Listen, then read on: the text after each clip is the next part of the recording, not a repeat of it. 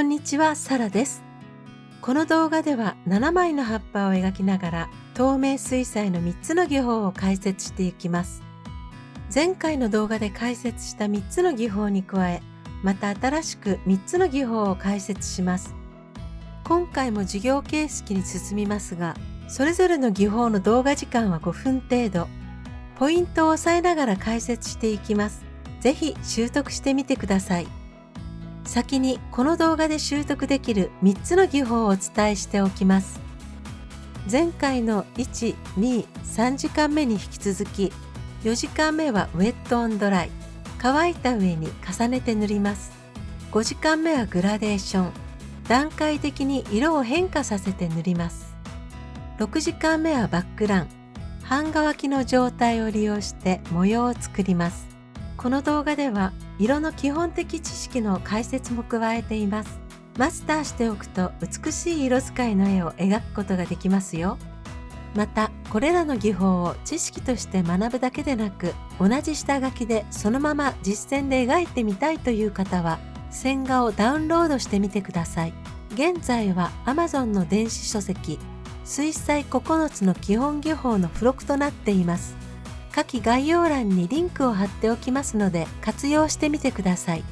この動画では水彩道具をすでにお持ちの方向けに解説していきますが、まだ揃えていないという方はホームページ水彩セラピー水彩時間のトップ初めての水彩必要な道具はのページで道具を紹介しています。ホームページは水彩時間で検索してみてください。下記概要欄にもリンクを貼っておきます。それでは解説に入ります。4時間目ウェットオンドライとは、ここでは水彩の技法ウェットオンドライの意味とこの技法の手順を解説します。ウェットオンドライを日本語にすると、濡れている上に乾いている。ピンポン。英語は後ろから訳すから乾いている上に濡れているね。水彩の技法でいうウェットオンドライは乾いた絵の具の上に色を重ねて塗ること。この技法では透明水彩の真骨頂ともいえる透明感が実現できるのよ。カラーセロハンを重ねる感じで楽しいわよ。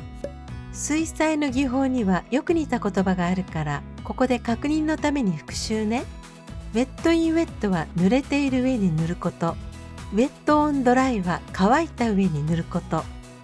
あなたも私たちと一緒に水彩技法ウェットオンドライやってみませんか？手順1、ウォッシュした後に乾かす。右側の葉っぱ3枚に薄い黄緑色をウォッシュで塗った後、完全に乾かしておきます。ドライヤーを使うと早く乾かせます。手順2、色を重ねて塗る。完全に乾いていることを確認した後、筆で葉っぱの模様を塗ります。コツは柔らかい筆でさっと塗ること。もう一つのコツは、下の色が溶け出してくる前にドライヤーで素早く乾かすこと。同じように他の2枚の葉っぱも塗って乾かしておきましょう。手順3、さらに色を重ねて塗る。先に塗った色が乾いているのを確認した後、さらに色を重ねます。ここでも薄く透明度の高い色をさっと塗ってドライヤーで素早く乾かします。色を重ねることでカラーセロハンを重ねたような表現をすることができます。同じ形の2枚の葉っぱも塗っておきましょう。手順4、ウェットオンドライの注意点。ウェットオンドライでは輪郭がはっきりしすぎる場合があります。この時点では対象物、ここでは葉っぱの形そのものよりも模様として描いた形がくっきり目立ってしまっています。手順5、ウェットオンドライの修正。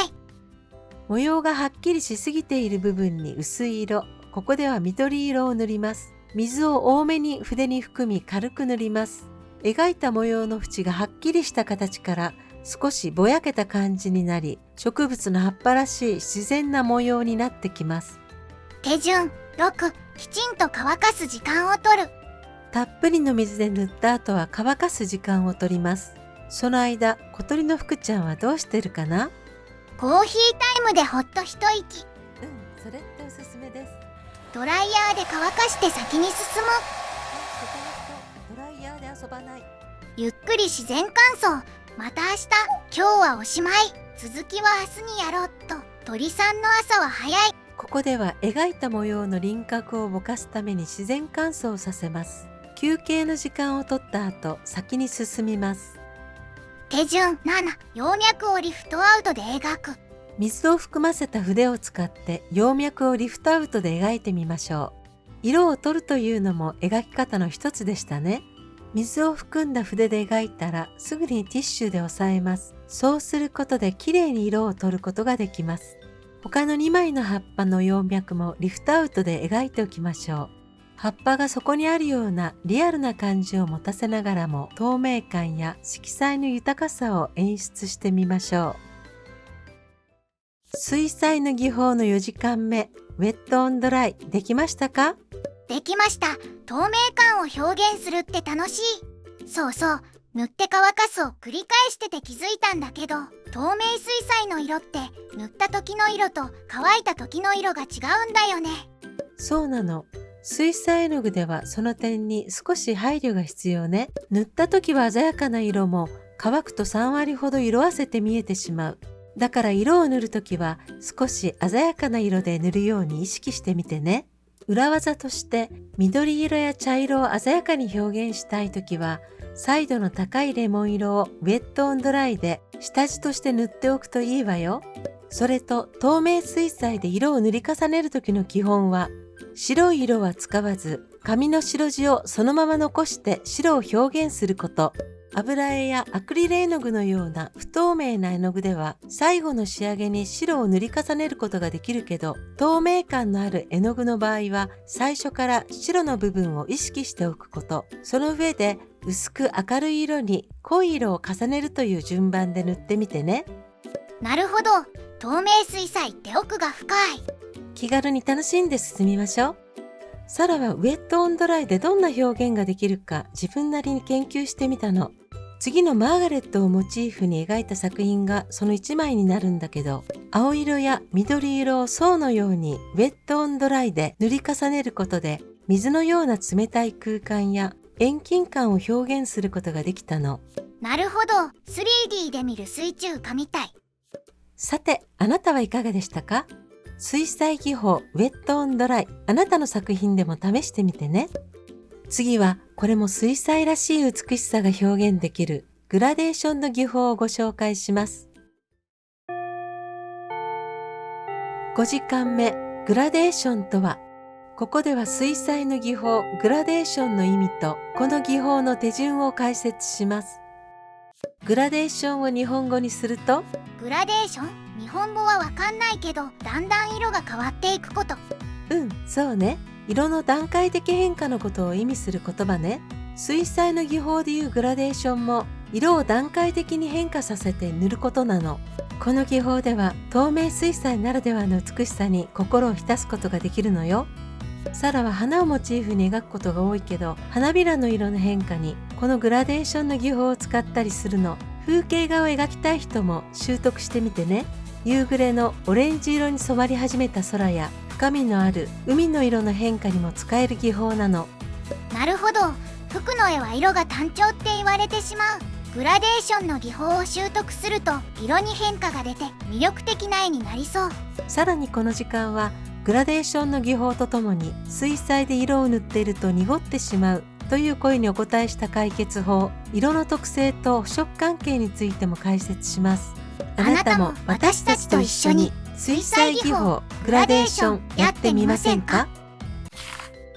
手順1、最初の色をウォッシュする。前回の動画の1時間目で学んだ技法ウォッシュで左側の赤い葉っぱを塗っていきます。ここでは筆に色をたっぷり含んで葉っぱの上の方から真ん中に向かって色を伸ばしています。手順2、反対側から別の色をウォッシュする。次に筆に別の色をたっぷり含んで反対側から真ん中に向かって色を伸ばします。ここでは明るいオレンジ色を塗っています。手順3、真ん中で2つの色をなじませる。葉っぱの真ん中くらいの位置で赤色とオレンジ色がなじむように筆でぼかしていきます。たっぷりの水を含んでいるので筆で軽く撫でるだけで混じり合っていきます。手順4、自然乾燥で乾かす。自然乾燥で乾かすと赤色からオレンジ色のグラデーションになります。ここでは2色のグラデーションですが、水を含んだ筆を片方から伸ばしていくことで1色だけのグラデーションを作ることもできます。また3色4色と同系色の流れで色に変化をつけていくと色彩豊かなグラデーションを作ることができます。グラデーションを作るときはドライヤーを使わず自然乾燥した方がきれいに仕上がります。水彩の技法の5時間目、グラデーションできましたか？一応できたけど、段階的にっていうほど綺麗に色の変化が出なかった。そうなのよね。水の量や筆使い、色の拡散具合によっても違ってくるの。でもこれも慣れてくると上手になってくるのよ。グラデーションの美しさが水彩の魅力の一つだから、この技法がマスターできるとまたぐぐんと楽しくなるわよ。そうそう、ここで色について大事なことを一つ。グラデーションでは補色、反対色を使わないということ。また2時間目で学んだウェットインウェットや4時間目で学んだウェットオンドライでもこの補色関係を意識してみてね。補色、言ってる意味がわかんない。じゃあ説明するわね。下の輪の色を見ててね。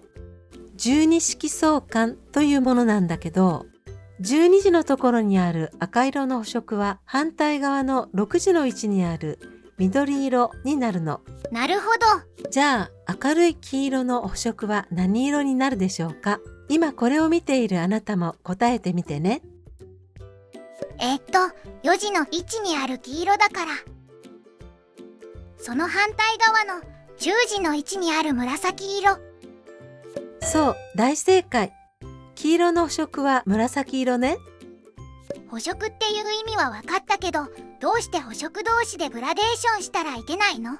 服は黄色と紫色って大好きな色なんだけど、この2つの色でグラデーションしたら綺麗だと思う。どちらも綺麗な色よね。でもね、補色関係にある色が混ざり合うとね、灰色になっちゃうの。灰色？絶望的な色。そうね。だからグラデーションに限らず、前回のウェットインウェットやウェットオンドライでも混ざり合う色や重なり合う色ではちょっと注意が必要なの。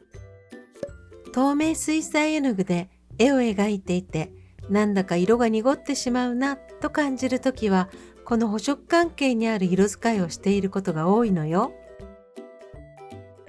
また描くことに夢中で筆を洗う水が濁ってきてたり、使った筆を根元まできれいに洗わないまま他の色を塗るのも要注意。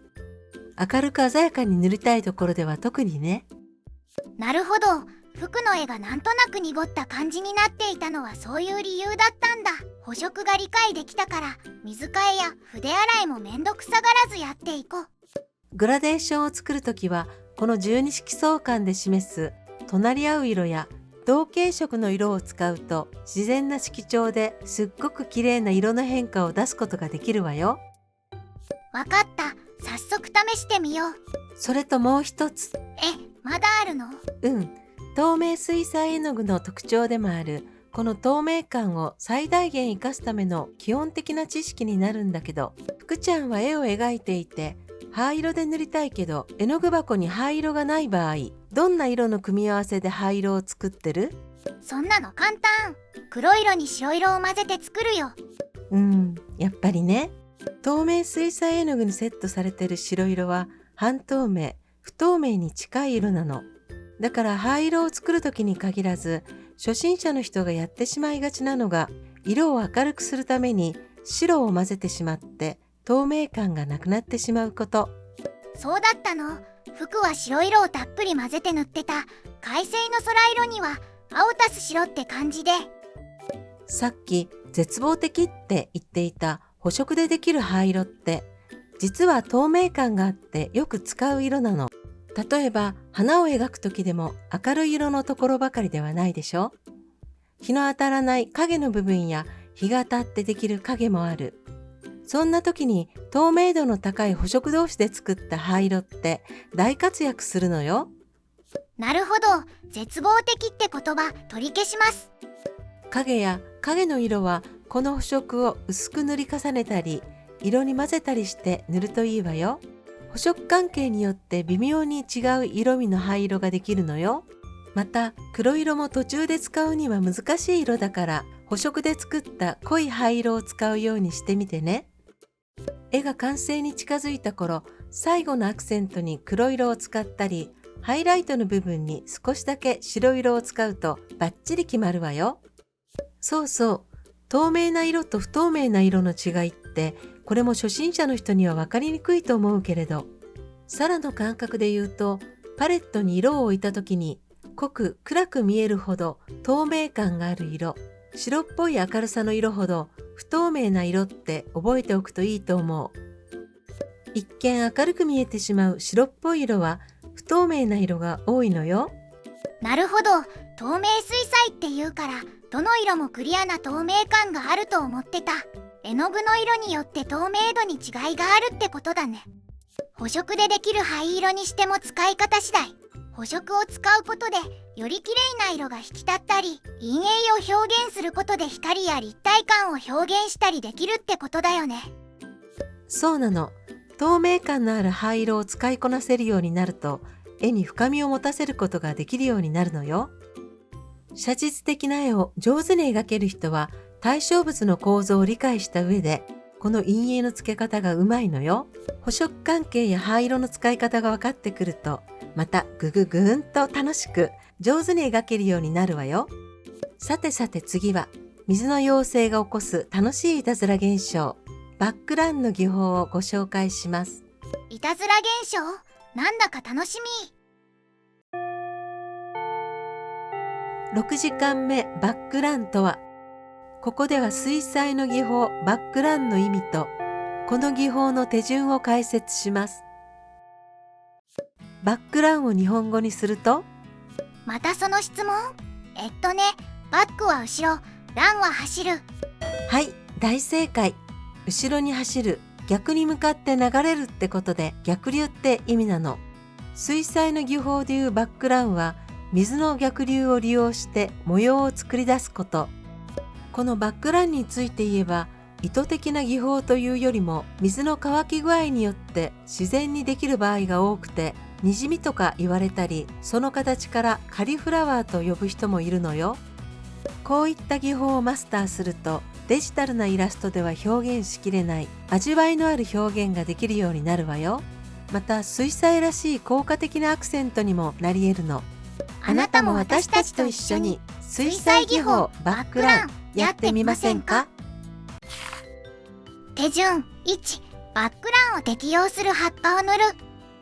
グラデーションをした葉っぱがきちんと乾いたことを確認し、その上に赤色の葉っぱをウォッシュで描きます。ウォッシュは前回の動画の1時間目で学んだ技法でしたね。塗った色が乾いてくるのを待ちます。ここでは自然乾燥です。手順2、半分ほど乾いた状態になったことを確認する。2分から3分くらいすると塗った絵の具が乾いてきます。バックランのコツは、絵の具が半分ほど乾いた状態にすることです。この乾き具合に関しては、絵の具の厚みや部屋の温度で違いますが、ここでは2分ほど時間を置いています。手順3、筆に色を含んで葉っぱの上に置く。半分乾いた状態、言い換えると表面がうっすらと湿っている感じになったら、筆にたっぷりの水で溶いた色、ここでは黄色を含み、葉っぱの上に軽くちょんという感じで置きます。手順4、カリフラワーのような模様ができ始める。置いた色が野菜のカリフラワーのような模様を作り出します。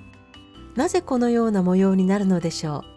それはたっぷりの水を含んだ色は広がろうとするのに対し、土台となっている色は半乾きの状態でそれを食い止めようとする力が働くからです。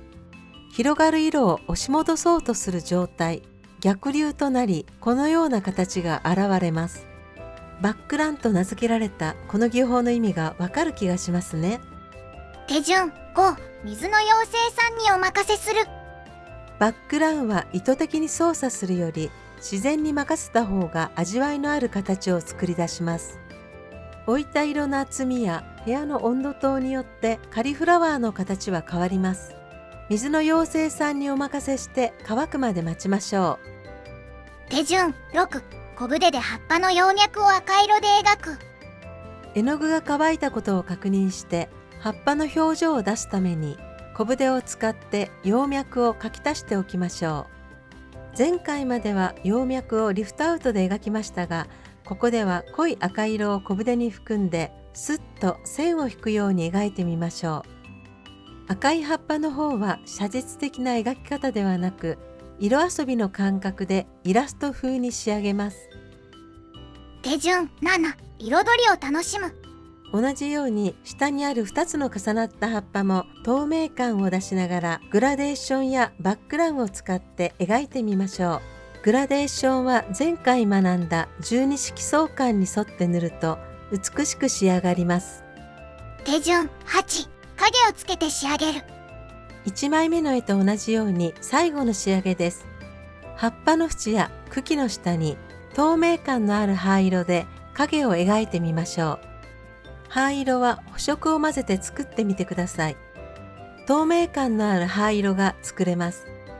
影をつけることで白いテーブルに置いてある葉っぱに見えてきます。絵の具が乾いたら2枚目の絵の完成です。水彩の技法の6時間目、バックランできましたか？できたけど、水の妖精さんのご機嫌が悪かったみたいで、こんな形になったらいいなって服が思ってた形にはならなかった。それでいいのよ。水彩で絵を描くってね、水の妖精さんとの合作なの。初めから最後まで筆を使って意図的に描くこともできるけど、お任せするところがあってもいいのよ。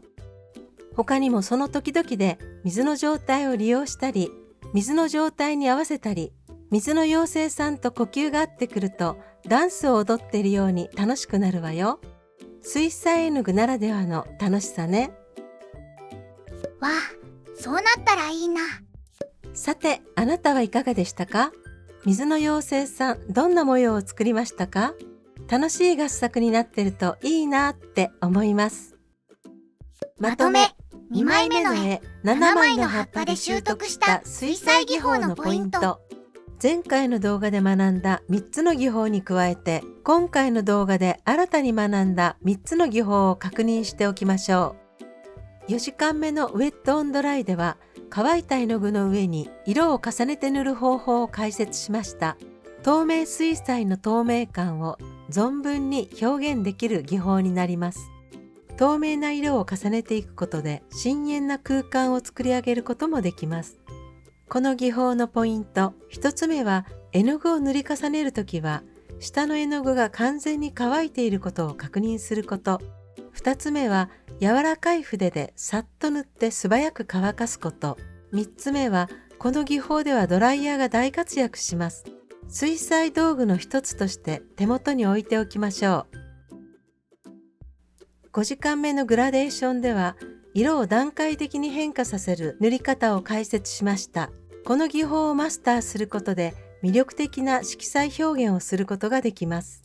ここでは十二色相関での色の関係性と透明感のある灰色の作り方の解説もしました。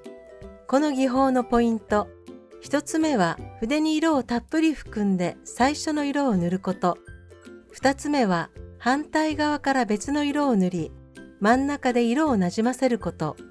3つ目は補色は使わず、十二色相関の同系色の色を使うこと。6時間目のバックランでは、半乾きの状態を利用して模様を作りました。絵の具の乾き具合の対比で、カリフラワーのような模様を作ることができましたね。